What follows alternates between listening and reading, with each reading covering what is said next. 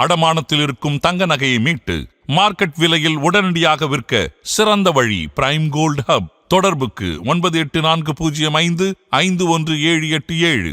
தங்கத்தை மட்டுமல்ல, உங்கள் தன்னம்பிக்கையையும் மீட்டுத் தருகிறோம்.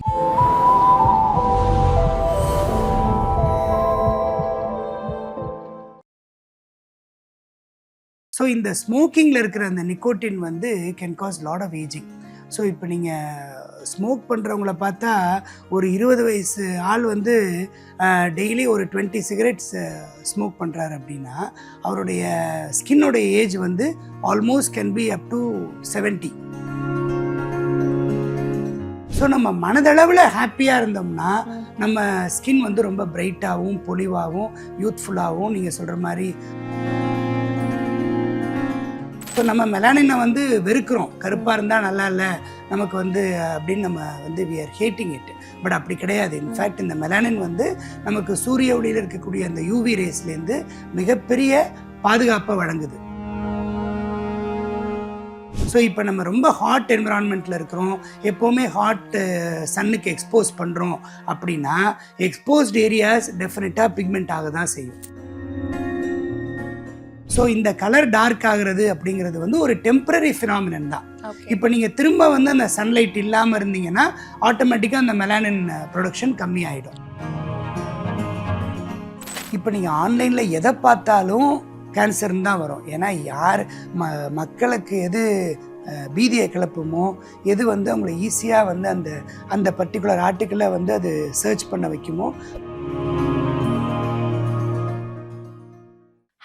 வணக்கம் மாதன் ஆரோக்கியம் யூஎஸ். நான் உங்கள் அனுக்ஷா சுவாமிநாதன். நம்ம என்னதான் நம்மளோட சேனலில் நிறைய skin care, hair care routine பற்றிலாம் பேசியிருந்தாலும் ஒரு முக்கியமான டாபிக் பற்றி தான் இந்த வீடியோவில் பேச போகிறோம். ஏஜிங். அதாவது ஒருத்தவங்களோட வயசு வந்து 25 வயசு இருக்குது, பட் அவங்க பார்க்குறதுக்கு வந்து ஒரு 30 வயசு ஒரு 40 வயசும் கூட தோற்றம் கொடுக்கறதுக்கு வந்துட்டு இன்னைக்கு நிறைய ஃபேக்டர்ஸ் வந்து கான்ட்ரிபியூட் பண்ணுது. ஸோ எதனால நம்மளுக்கு இந்த ஏஜிங் வந்து இப்போ இருக்க காலகட்டத்தில் ரொம்ப சீக்கிரமாக நடக்குது அண்ட் இதை ரெடியூஸ் பண்ணணும் அப்படின்னா மார்க்கெட்டில் நிறைய ப்ராடக்ட்ஸ் வந்துருச்சு, சப்ளிமெண்ட்ஸ் வந்துருச்சு. இதுக்கெல்லாம் பதிலாக நேச்சுரலாக நம்ம எப்படி நம்மளோட ஸ்கின்னை எப்பயுமே யங் அண்ட் இந்த யூத்ஃபுல் லுக் நம்மளுக்கு எப்பயுமே இருக்கணும் அப்படின்னா நம்ம வந்து எதெல்லாம் மெயின்டைன் பண்ணணும், என்ன மாதிரியான ஹேபிட்ஸ் ஃபாலோ பண்ணணும், எதெல்லாம் பண்ணக்கூடாது, இந்த மாதிரி நிறைய டவுட்ஸ் நம்ம கேட்டு தெரிஞ்சுக்கிறதுக்கு யார் நம்மளோட ஜாயின் பண்ணியிருக்காங்கன்னா டாக்டர் முருகசுந்தரம், டெர்மட்டாலஜிஸ்ட். ஸோ இவரை பற்றி நான் வந்து தனி எக்ஸ்பிளனேஷன் கொடுக்கவே தேவையில்லை. அவர் இந்த ஃபீல்டில் வந்து டாப் மோஸ்ட் டெர்மட்டாலஜிஸ்டாகவும் இருக்காரு அண்ட் அவர்கிட்ட இந்த டவுட்ஸ்லாம் கேட்டு வாங்க தெரிஞ்சுக்கலாம். ஸோ ஹாய் சார், எப்படி இருக்கீங்க? நல்லா இருக்கேன். ஸோ இந்த ஏஜிங் அப்படின்னு நம்ம எடுத்துக்கிட்டோம்னா நான் சொன்ன மாதிரி ஒருத்தங்களுக்கு 25 வயசு தான் இருக்காங்க, பட் அவங்க பார்க்கறதுக்கு இன்னுமே ஓல்டராக தெரியுறாங்க. இதுக்கு முக்கியமான காரணங்கள் என்னவா இருக்கும் சார்? நீங்கள் சொல்கிறது வந்து ப்ரீமெச்சூர் ஏஜிங். ஸோ இதுக்கு முக்கியமான காரணம் வந்து 3S, அதாவது sunlight, smoking and stress. Okay, இது 3 தான் முக்கியமான காரணம். இதில் இன்னொரு முக்கியமான பாயிண்ட் நம்ம புரிஞ்சுக்க வேண்டியது என்னென்னா, நம்ம இந்தியன் ஸ்கின்ல வந்து யூரோப்பியன் ஸ்கின்னை கம்பேர் பண்ணும்போது அவ்வளோ சீக்கிரம் ஏஜிங் ஃபேக்டர்ஸ் வர்றதே இல்லை. ஸோ நம்ம சீக்கிரம் ஏஜிங் ஆகிட்டோம் அப்படிங்கிற ஒரு ஃபீலிங் தான் நமக்கு இருக்கே ஒழிய, நம்ம கம்பேரிட்டிவ்லி குளோபல் ஸ்டாண்டர்ட்ஸில் திங்க் பண்ணி கம்பேர் பண்ணி பார்த்தோம்னா நமக்கு அந்த அளவுக்கு ஏஜிங்கோடைய ஃபீச்சர்ஸ் வர்றதில்லை. ஸோ ஏஜிங்கோட ஃபீச்சர்ஸ் முக்கியமானது என்னென்னா, ஃபேஸில் ரிங்கிள்ஸ் வர்றது, ரொம்ப வந்து ஒரு கண்ணை சுற்றி அந்த கருவளையம் வர்றது, இதெல்லாம் வந்து ஒரு யூரோப்பியன் ஸ்கின்ல வந்து ரொம்ப வெரி வெரி காமன். ஸோ இப்போ நீங்கள் ஒரு 40 வயசு ஒரு யூரோப்பியன் உமனையோ இல்லை யூரோப்பியன் மென்னையோ எடுத்துக்கிட்டு compare with Asian men or maybe Indian men or women, so அதில் பார்த்தீங்கன்னா உங்களுக்கு அந்த ரிங்கிள்ஸே இருக்காது. ஸோ நம்ம வந்து மோஸ்ட்லி நமக்கு ஏஜிங் அப்படிங்கிறது வந்து மோஸ்ட்லி இட் இஸ் பிக்மெண்டேஷன் தான், ஹைப்பர் பிக்மெண்டேஷன் தான். அண்டு ரிங்க்லிங் வந்து நமக்கு ரொம்ப வர்றதே கிடையாது. ஸோ அப்படியே வந்தாலும் இந்த ஹைப்பர் பிக்மெண்டேஷன் மாதிரி வரக்கூடிய ஏஜிங் ஃபீச்சர்ஸ் வந்து it is mainly because of sunlight. சன்லைட்டில் இருக்கக்கூடிய யூவி ரேஸ். ஸோ இந்த சன்லைட்டில் இருக்கிற யூவி ரேஸ் வந்து மார்னிங் 9 o'clockலேருந்து ஈவினிங் ஒரு 5 o'clock வரைக்கும் ரொம்ப ஹார்ம்ஃபுல்லான ரேஸ். ஸோ இந்த சன்லைட்டை நம்ம அவாய்ட் பண்ணணும் அண்ட் அதை எப்படி அவாய்ட் பண்ணுங்கிறத நம்ம பேசலாம். அதே மாதிரி smoking, if men are smoking, nowadays women are also smoking a lot. So இந்த ஸ்மோக்கிங்கில் இருக்கிற அந்த நிக்கோட்டின் வந்து can cause lot of ageing. So இப்போ நீங்கள் ஸ்மோக் பண்ணுறவங்கள பார்த்தா ஒரு 20 வயசு ஆள் வந்து டெய்லி ஒரு 20 சிகரெட்ஸ் ஸ்மோக் பண்ணுறாரு அப்படின்னா அவருடைய ஸ்கின்னோடைய ஏஜ் வந்து almost can be up to 70. Okay, skin வந்து ரொம்ப டீஹைட்ரேட் ஆகிடும், ரொம்ப ரிங்கிள்ஸ் வந்துடும், நிறைய ஹைப்பர் பிக்மெண்டேஷன் வரும், ரொம்ப ரொம்ப ரொம்ப மோசமான ஒரு தோற்றம் வரும். So smoking is the most dangerous thing that causes premature ageing. அப்புறம் ஸ்ட்ரெஸ். நம்ம வள்ளுவர் சொல்கிற மாதிரி அடுத்தது காட்டும் பளிங்கு போல் நெஞ்சம் கடுத்தது காட்டும் முகம்னு அவர் சொல்கிறாரு. அவர் முகம்னு சொல்கிறது தோல் முடி நகம் தான். ஸோ நம்ம மனதளவில் ஹாப்பியாக இருந்தோம்னா நம்ம ஸ்கின் வந்து ரொம்ப பிரைட்டாகவும் பொலிவாகவும் யூத்ஃபுல்லாகவும் நீங்கள் சொல்கிற மாதிரி அந்த யங்காகவும் அந்த அப்ராப்ரியேட் ஏஜை காட்டுற மாதிரி இருக்கும். இன்ஃபேக்ட் இன்னும் யங்காக காட்டுற மாதிரி கூட இருக்கும். ஸோ இந்த மனதளவில் இருக்கிற ஹாப்பினஸ்க்கு முக்கியமான காரணம் வந்து physical fitness and mental fitness. So வெறும் ஃபிசிக்கல் ஃபிட்னஸ் மட்டும் பண்ணால் பத்தாது. So you need to have mental fitness also, mental relaxation. So lot of meditation, yoga, prayers, அந்த மாதிரி உங்கள் மைண்டை ரிலாக்ஸ் பண்ணக்கூடிய விஷயங்கள் நிறைய பண்ணணும். Even humour. ஸோ நல்லா ஜாலியாக சிரிச்சுக்கிட்டே சந்தோஷமாக இருந்தால் உங்களுடைய இதெல்லாம் வந்து சுருக்கங்கள்லாம் போயிடும் அப்படிங்கிறது it is all proven fact. So இது 3 தான் முக்கியமான பாயிண்ட்ஸ். ஸோ இதில் இந்த பிக்மெண்டேஷன் நீங்கள் சொல்கிறீங்க சார், இந்த பிக்மெண்டேஷனுக்கு வந்து நம்ம ஆன்லைனில் எடுத்தோம்னா நிறைய அர்த்தங்கள் இருக்குது அண்ட் நிறைய அதில் வேரியன்ஸும் இருக்குது. ஸோ ஃபர்ஸ்ட் ஆஃப் ஆல் பிக்மெண்டேஷன்னா என்ன சார்? ஸோ பிக்மெண்டேஷன் அப்படின்னா இப்போ நம்ம எல்லாருக்குமே வந்து மெலனோசைட், அதாவது பிக்மெண்ட் ப்ரொடியூசிங் செல்ஸ் வந்து அதனுடைய நம்பர் 1 தான். ஆப்பிரிக்கன்ஸுக்கும் 1 தான், இந்தியன்ஸுக்கும் 1 தான், யூரோப்பியன்ஸுக்கும் 1 தான். உலகம் பூரா ஒரே நம்பர் தான். அது ப்ரொடியூஸ் பண்ற மெலானின்ங்கிற அந்த பிக்மெண்ட் அதுதான் வந்து ஒருத்தருக்கும் வேறுபடுது. ஸோ ரொம்ப ஹாட் வெதர்ல, ஹாட் கிளைமேட்டிக் கண்டிஷன்ஸ்ல இருக்கிறவங்களுக்கு இந்த மெலானின் ப்ரொடக்ஷன் அதிகமாக இருக்கும்.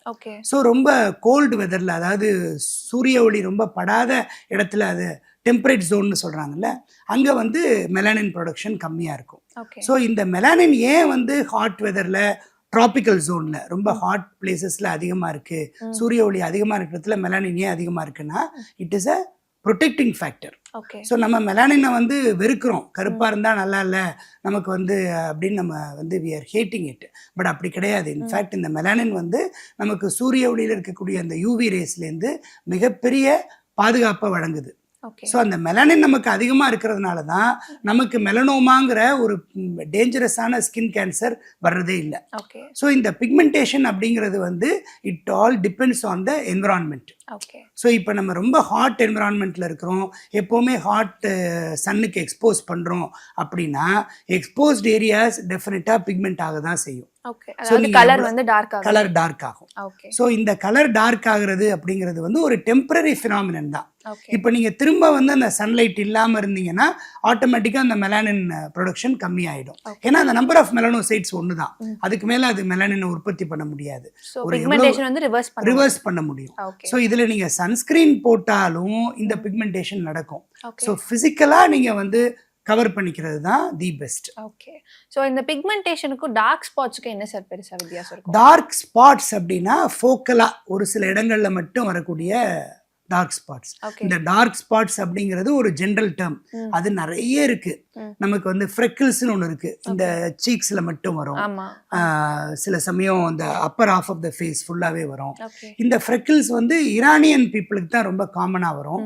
நம்ம ஊர்லயும் ரொம்ப ஃபேரா இருக்கிறவங்களுக்கு, அந்த ஒரு ரெட்டிஷ் டைப் ஆஃப் ஸ்கின் இருக்கிறவங்களுக்கு ரொம்ப வரலாம். இந்த நம்ம ஆனா சவுத் இந்தியாவில் ரொம்ப கம்மி, நார்த்தில் தான் இந்த ஃப்ரெக்கிள்ஸ் ரொம்ப ஜாஸ்தி. இன்னொன்று லென்டிகோ மெலிக்னான்னு பேர், அது இன்னும் கொஞ்சம் டார்க்கர் ஸ்பாட்ஸ் இருந்தால் அது வந்து லென்டிஜீன்ஸ் அப்படின்னு சொல்லுவோம். ஸோ இந்த மாதிரி நிறைய டார்க் ஸ்பாட்ஸ், சின்ன சின்ன புள்ளிகள் இருக்கலாம். இன்னொன்று டிபிஎன்ஸ் அப்படின்னு ஒன்று இருக்குது, கொஞ்சம் ரெய்ஸ்டாக இருக்கும், டார்க்காக இருக்கும், கொஞ்சம் ஸ்கின்னை விட்டு மேலே ரெய்ஸ்டாக இருக்கும். ஸோ அதுவே வந்து ஸ்கின் டேக்ஸாக மாறும் பின்னாடி. ஸோ இதெல்லாம் வந்து ஒன்று ஒரு அறிகுறி.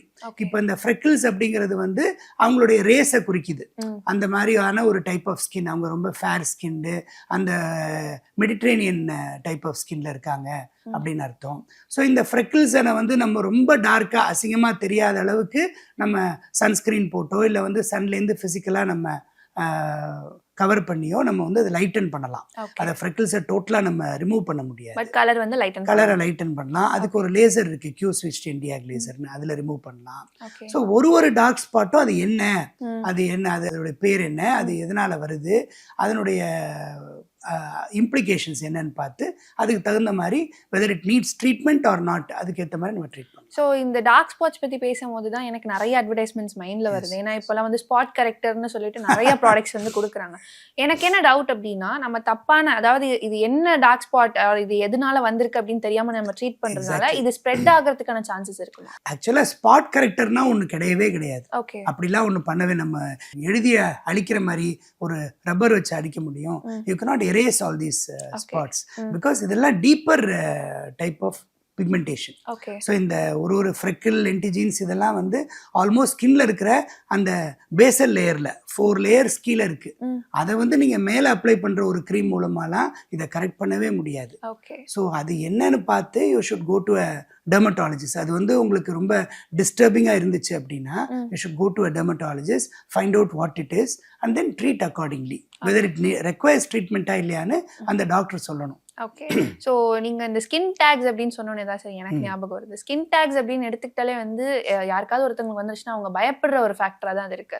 அதை போய் ஆன்லைன்ல சர்ச் பண்ணி பார்த்தா கேன்சருக்கு அறிகுறியா கூட அதெல்லாம் இருக்கலாம் அப்படின்னு கூட சொல்றாங்க. ஸோ இந்த பொதுவா ஸ்கின் டேக் அப்படின்றது இது எதனால வருது ஆக்சுவலா? இப்போ நீங்க ஆன்லைன்ல எதை பார்த்தாலும் கேன்சர்னு தான் வரும். ஏன்னா யார் மக்களுக்கு எது பீதியை கிளப்புமோ, எது வந்து அவங்களை ஈஸியாக வந்து அந்த பர்டிகுலர் ஆர்டிக்கிளை வந்து அது சர்ச் பண்ண வைக்குமோ அப்படிப்பட்ட இதுதான் ஃபர்ஸ்ட்ல வரும். ஸோ இது எதுவுமே ஸ்கின்ல, இன்ஃபேக்ட் நான் சொன்ன மாதிரி ஸ்கின்ல வந்து கேன்சர் ரொம்ப ரொம்ப ரேர்.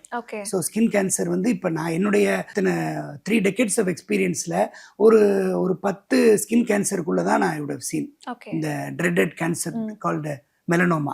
ஸோ அதனால ஸ்கின் கேன்சர் வந்து ரொம்ப ரொம்ப நம்ம ஊர்ல கம்மி. ஏன்னா we have lot of melanin, we are dark skinned and அதனால நமக்கு ஸ்கின் கேன்சர் வர்றதில்லை.